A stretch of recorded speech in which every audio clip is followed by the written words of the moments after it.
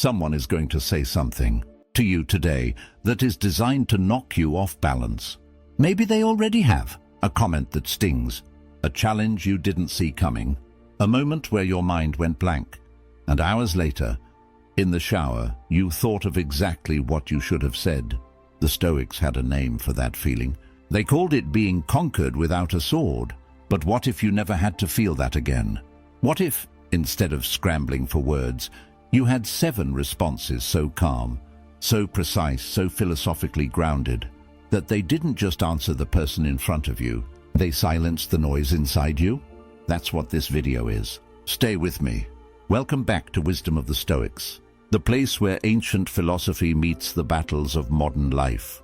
If you're new here, I want you to know something before we go any further.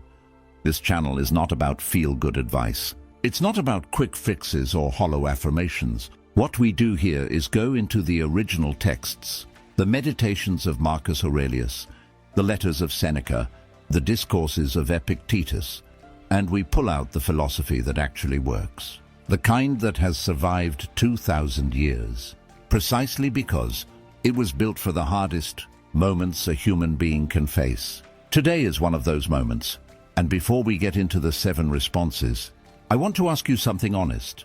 When was the last time someone's words, one sentence, maybe even just one word, completely derailed your day? Take a moment. Think about it, because I think the answer tells us everything about where our true work begins. Before we get to the 7 responses, we need to understand something foundational, something the Stoics understood that most people today have completely forgotten. Words are not weapons unless you hand someone the sword. Epictetus, the man who was born a slave, who had his leg broken by his master as a demonstration of power, who had every reason to be a victim of other people's words and actions, wrote this in his discourses. Men are disturbed not by the things which happen, but by the opinions about the things. Read that again. Men are not disturbed by things. They are disturbed by their opinions about things. This is not a motivational slogan. This is a radical claim about the architecture of human suffering. Epictetus is saying the words someone throws at you are neutral events. What creates your pain? What makes your face flush, your hands shake, your sleep disappear, is not the word. It's the story you build around the word the moment it lands. Marcus Aurelius, writing to himself in the privacy of his journal, a journal he never intended anyone to read, put it this way: you have power over your mind, not outside events. Realize this and you will find strength. Now, and this is important, the Stoics were not saying that other people's cruelty doesn't matter. They were not saying words have no impact. Seneca wrote entire letters about the wounds language can leave. What they were saying is this: the wound and the response to the wound are 2 completely different events, and only one of them is yours to control. The 7 responses in this video are built on that distinction. They are not clever comebacks. They are not verbal weapons. They are philosophical positions, each one rooted in Stoic thought, that allow you to meet any attack, any provocation, any attempt to destabilize you from a place of complete interior calm. Let's begin. Response 1. I may be wrong. 3 words, and I want you to sit with the discomfort of them for a moment. Because your first instinct, almost everyone's first instinct, is that saying I may be wrong is an act of weakness. The Stoics believed the exact opposite. Marcus Aurelius, Emperor of Rome, commander of legions, the most powerful man in the known world, wrote this in his meditations. If someone is able to show me that what I think or do is not right, I will happily change. He wasn't performing humility. He was practicing one of the most demanding Stoic disciplines, the recognition that our perception is always partial, always filtered through ego, always shaped by what we want to be true, rather than what is true. The Stoics had a word for the faculty that generates false certainty: fantasia, the impression, and they taught relentlessly that untested impressions are the source of almost all human error. Here is the Stoic insight that makes I may be wrong so powerful. The person attacking you is trying to provoke your ego. They want you defensive. They want you contracted. Rigid, fighting, because a person fighting to protect their ego is predictable, manageable, and ultimately weak. But when you say, I may be wrong, genuinely, calmly, without performance, you remove the target they were aiming at. You give them nothing to push against.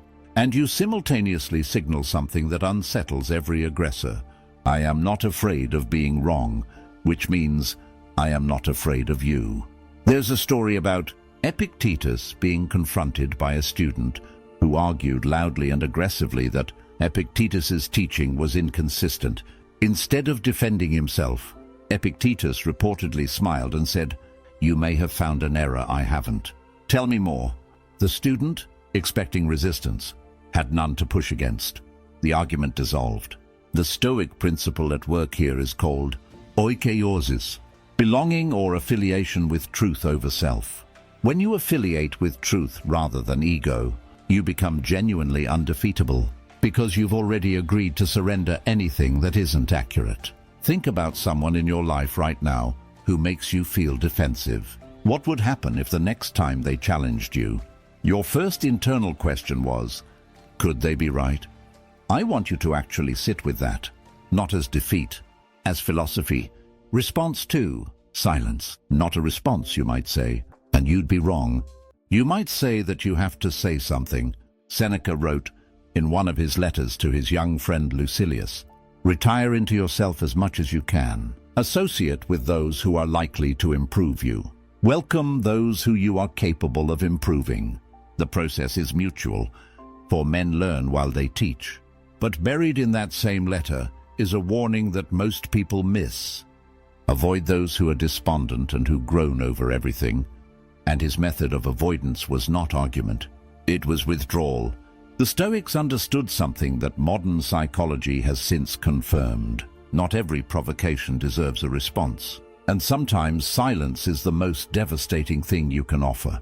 Here is why silence works so profoundly as a Stoic response. When someone attacks you verbally, when they try to diminish you, embarrass you, provoke you, they are, consciously or not, seeking an energy transaction. They want something from you. Your fear, your anger, your scrambling justifications. That energy is what feeds the exchange. Silence starves the attack, not cold silence, not pouting silence, Stoic silence, which is something entirely different. It is the silence of someone who has looked at what was just said, evaluated it, and simply found it insufficient to require a response. Marcus Aurelius practiced what he called prosauche, self-attention or watchfulness. Part of that practice involved noticing the impulse to respond immediately, to fill every silence with self-defense, and asking, does this moment require my voice or my presence? In his meditations, he writes, how much more grievous are the consequences of anger than the causes of it? He had experienced this himself. As emperor, he was constantly surrounded by people who wanted his reaction, senators who baited him, generals who tested him, philosophers who challenged him publicly. And time and again, the historical accounts show the same thing. Marcus paused before he spoke. Often, he did not speak at all. The ancient world had a name for this quality. They called it megalopsychia, greatness of soul, and it was identified specifically with the ability to remain unmoved when lesser people expected movement. Here is the practical truth. When you respond immediately and emotionally, you show someone exactly which buttons work. You give them a map, but when you meet their provocation with measured silence, or the briefest, calmest possible acknowledgement, you reveal nothing, you remain. As the Stoics would say, free. I'll say this only once, and I mean it sincerely. Some of the most powerful people I've ever observed had almost nothing in common, except this. When challenged, they did not rush to speak. The silence was the answer. Response 3. That's an interesting perspective. This response requires the most philosophical discipline of all 7, because it asks you to do something genuinely difficult, to engage without evaluating, to acknowledge without agreeing, and to remain in contact with someone's reality without being pulled into it. Epictetus, in the Enchiridion, his handbook of Stoic practice, opens with the foundational distinction that underlies everything we're talking about today. Some things are in our control and others not. That's an interesting perspective, is the linguistic expression of that distinction. Here is what it does not say. It does not say you agree. It does not say you disagree. It does not say the other person is right or wrong, wise or foolish. It takes no position whatsoever on the content of what was said. What it does say is this: I have heard you. I have clocked the existence of your view, and I am choosing deliberately not to make it my problem. The Stoics were fascinated by the phenomenon they called sympathia, the interconnectedness of all things. But they were equally fascinated by its opposite challenge, the way we unconsciously absorb other people's emotional states, their judgments, their anxieties, their certainties. They called this absorption patha, the passions or disturbances that come not from within, but from without. That's an interesting perspective. Is a firewall. It creates what Epictetus called diastema, distance, interval, space between the impression and the response. Now, and I want to be precise about this. This response must be genuine, to be Stoic. The Stoics had no time for performance or manipulation. If you say, that's an interesting perspective, while internally seething, you've learned nothing. The point is to mean it, to genuinely position yourself as someone who finds the diversity of human opinion interesting rather than threatening. Marcus Aurelius returned to this theme repeatedly in his meditations. He was surrounded by people whose opinions he found wrong, whose behavior he found troubling, whose politics he found corrosive, and yet he wrote again and again exercises in genuine curiosity about what drove those people. When you wake up in the morning, tell yourself, the people I deal with today will be meddling, ungrateful, arrogant, dishonest, jealous, and surly. But I have seen the beauty of good and the ugliness of evil, and have recognized that the wrongdoer has a nature related to my own. He didn't say tolerate wrongdoing. He said recognize the shared humanity. Find it genuinely interesting that people arrive at such different places from the same starting point. That's an interesting perspective means when a Stoic says it. It means, I see you as a human being, arriving at a conclusion through a process I can examine without threat. Leave a comment below. I genuinely want to know, what is a situation in your life right now where that's an interesting perspective would completely change the dynamic? I read every comment on this channel. Tell me. Response 4. Let me think about that. We live in a culture that has made speed into a virtue. Respond instantly. React in real time. Never let a moment pass without filling it with your opinion. The Stoics looked at this tendency 2,000 years before Twitter, 2,000 years before the comment section, and they identified it as one of the most reliable paths to hamartia, error, the missing of the mark.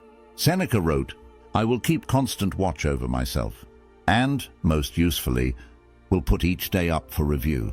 The daily review, the exam, that became a cornerstone of Stoic practice, was built on a single premise. Time reveals what haste conceals. Let me think about that. Does several things simultaneously, all of them Stoic. First, it honors the Stoic commitment to logos, reason, the rational faculty that distinguishes us from animals, and that the Stoics believed was our most divine attribute. To rush a response is to let the lower faculties, impulse, ego, emotion, speak before reason has assembled itself. Second, it signals to the other person something genuinely disarming. You take them seriously enough to think about what they've said. This is not weakness. It is respect that most people are completely unprepared to receive, especially when they were expecting a fight. Third, and this is the subtlest Stoic point, it buys you the space to practice what Marcus Aurelius called hypomone, patient endurance, the willingness to sit in the discomfort of not having an answer yet without needing to escape that discomfort with noise. There is a remarkable account from the historian Cassius Dio about Marcus Aurelius presiding over legal disputes. Unlike many emperors who were known for quick, decisive, often capricious judgments, Marcus was known for asking follow-up questions, requesting time, consulting precedents, and sleeping on decisions before rendering them. His contemporaries sometimes found this maddening. History has vindicated him entirely. In your own life, this response transforms confrontations.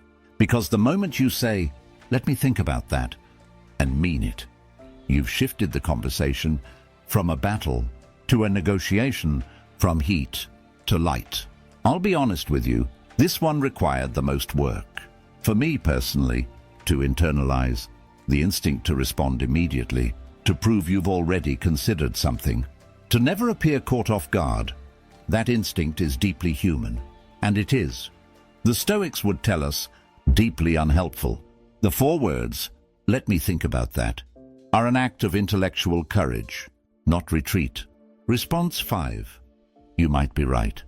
Notice the difference between this and response 1.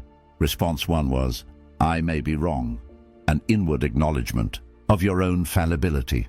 This response, "You might be right," is the outward expression of something even harder, genuine openness to the other person's position. Zeno of Citium, the founder of Stoicism, taught that the highest expression of rational virtue was not winning arguments.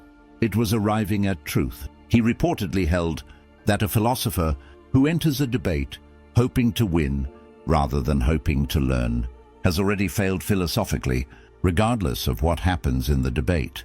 "You might be right" is powerful for a reason that has nothing to do with strategy and everything to do with the nature of truth itself. When you say it, genuinely, calmly, without agenda, you model what the Stoics called eunoia, goodwill, the sincere desire for the other person's thinking to illuminate something real, and people can feel the difference between that and performance instantly. It is also worth noting, what you might be right does not mean, in Stoic terms, it does not mean capitulation. It does not mean agreement. It means, I am holding your position open as a live possibility rather than a threat. Seneca wrote, "The first step in becoming good is to want to be good." The parallel in dialogue is this: the first step in having a real conversation is to want to be changed by it. If you enter every exchange already decided, you are not conversing, you are performing. And the Stoics had no patience for performance, dressed as philosophy. Here is something I want you to genuinely sit with. The last time someone convinced you of something, when did it happen? And what made you open to it? I will wager that in almost every case, it wasn't the force of their argument that moved you. It was the feeling that they respected you enough to genuinely want you to understand that they were not trying to defeat you. They were trying to reach you. "You might be right" is how you give someone that feeling, even in the hardest of conversations. Response 6. This doesn't require my reaction. Now, this response is rarely spoken aloud. It is primarily an internal response, a Stoic intervention you perform on yourself. In the half second before you open your mouth and say something you'll spend hours regretting, but sometimes said calmly, without drama, without cruelty, it can be said, and when it is, it carries enormous power. Epictetus returned obsessively to the concept of prohairesis, the faculty of choice, the will, the part of you that decides what to engage with and what to let pass. He considered prohairesis the very essence of human freedom.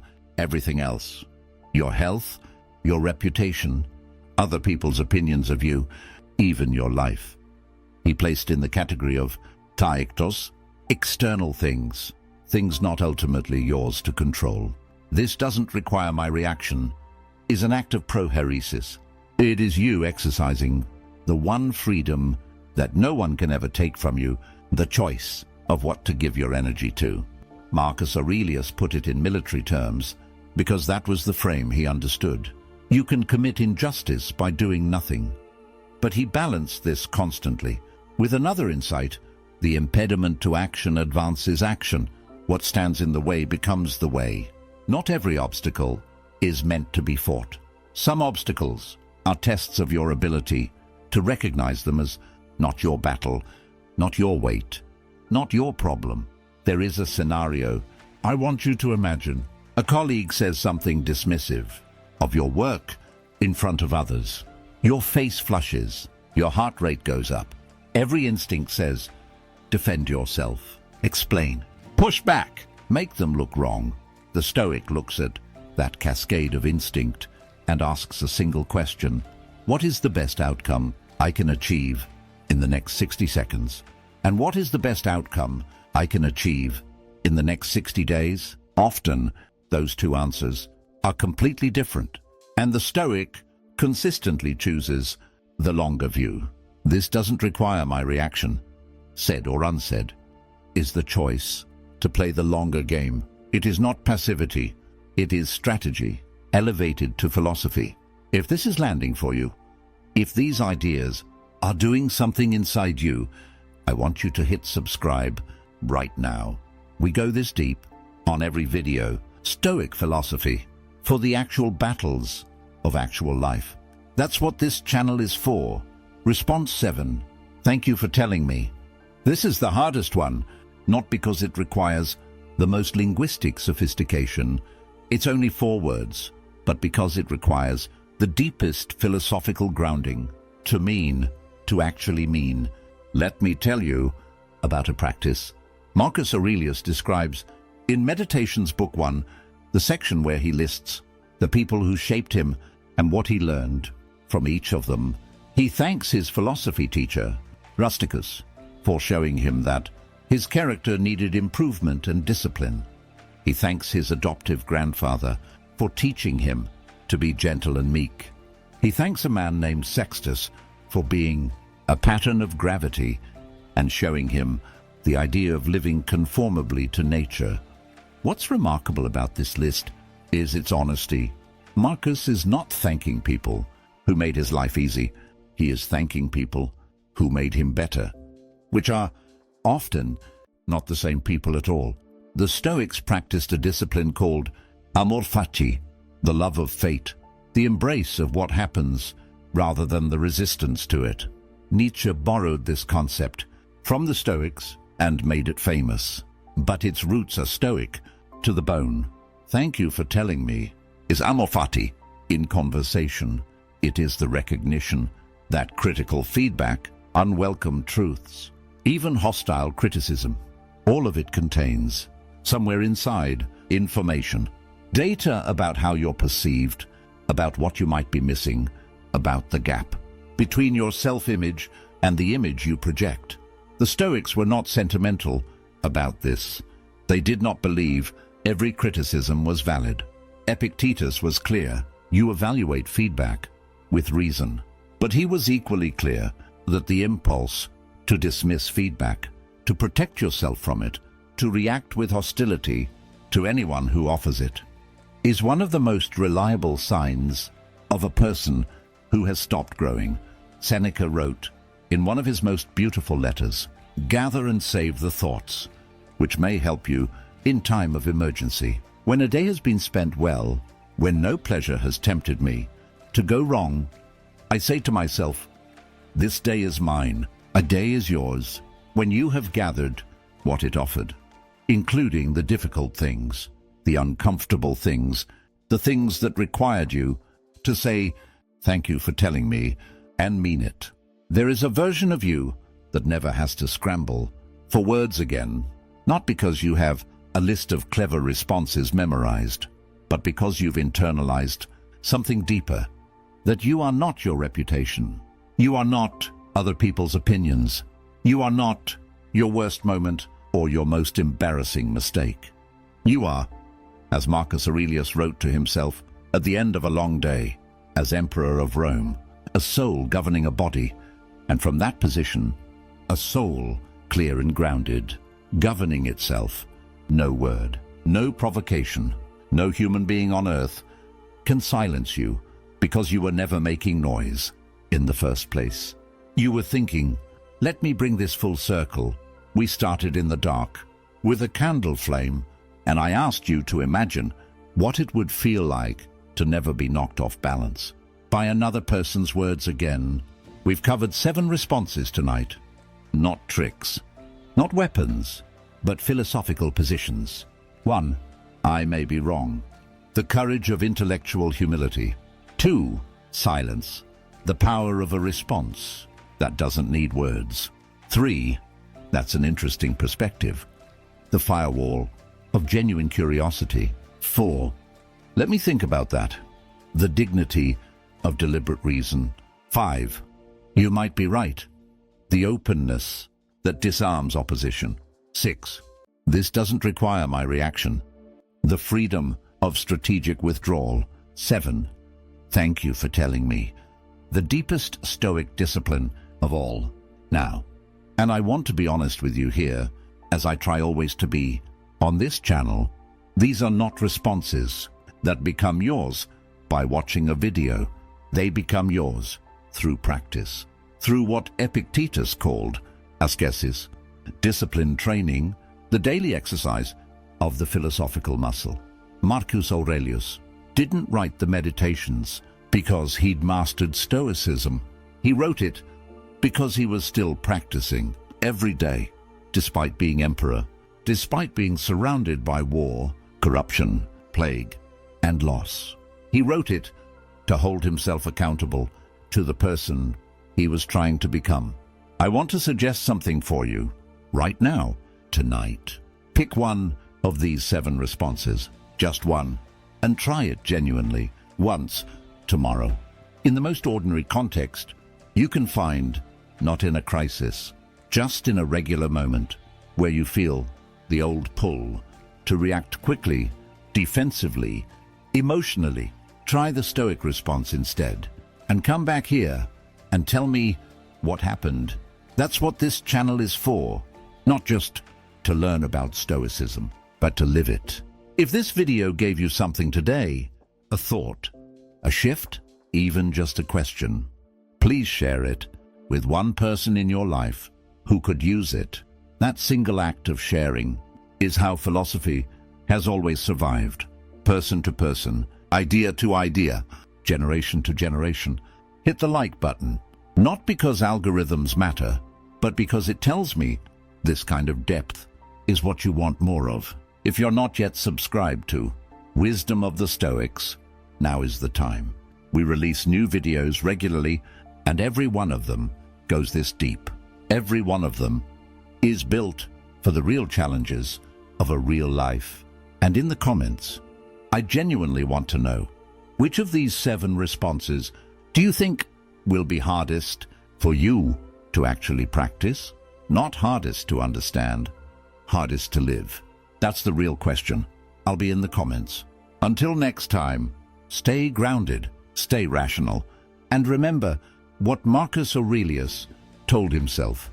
On the mornings when the world felt heaviest, you have power over your mind, not outside events. Realize this and you will find strength. In one of his most beautiful letters, gather and save the thoughts, which may help you in time of emergency. When a day has been spent well, when no pleasure has tempted me to go wrong, I say to myself, this day is mine, a day is yours, when you have gathered what it offered, including the difficult things, the uncomfortable things, the things that required you to say, thank you for telling me, and mean it. There is a version of you that never has to scramble for words again, not because you have a list of clever responses memorized, but because you've internalized something deeper, that you are not your reputation. You are not other people's opinions.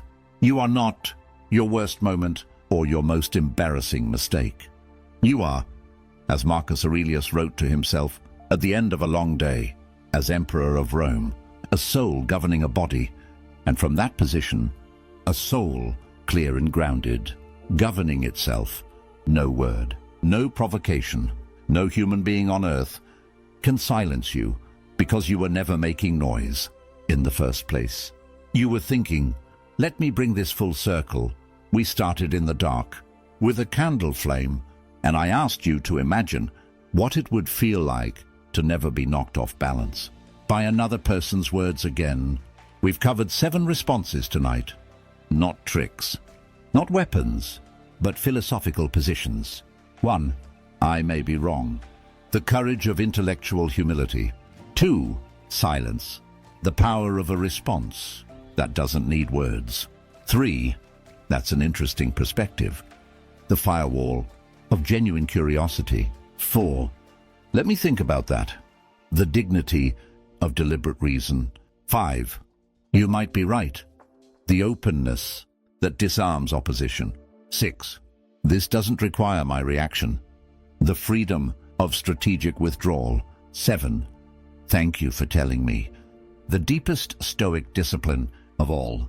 Now, and I want to be honest with you here, as I try always to be, on this channel, these are not responses that become yours by watching a video. They become yours through practice, through what Epictetus called ascesis, discipline training, the daily exercise of the philosophical muscle. Marcus Aurelius didn't write the Meditations because he'd mastered Stoicism. He wrote it because he was still practicing every day, despite being emperor, despite being surrounded by war, corruption, plague, and loss. He wrote it to hold himself accountable to the person he was trying to become. I want to suggest something for you right now, tonight. Pick one of these 7 responses, just one, and try it genuinely once tomorrow. In the most ordinary context you can find, not in a crisis, just in a regular moment where you feel the old pull to react quickly, defensively, emotionally. Try the Stoic response instead, and come back here and tell me what happened. That's what this channel is for, not just to learn about Stoicism, but to live it. If this video gave you something today, a thought, a shift, even just a question, please share it with one person in your life who could use it. That single act of sharing is how philosophy has always survived, person to person, idea to idea, generation to generation. Hit the like button, not because algorithms matter, but because it tells me this kind of depth is what you want more of. If you're not yet subscribed to Wisdom of the Stoics, now is the time. We release new videos regularly, and every one of them goes this deep. Every one of them is built for the real challenges of a real life. And in the comments, I genuinely want to know, which of these 7 responses do you think will be hardest for you to actually practice? Not hardest to understand, hardest to live. That's the real question. I'll be in the comments. Until next time, stay grounded, stay rational, and remember what Marcus Aurelius told himself. On the mornings when the world felt heaviest, you have power over your mind, not outside events. Realize this and you will find strength.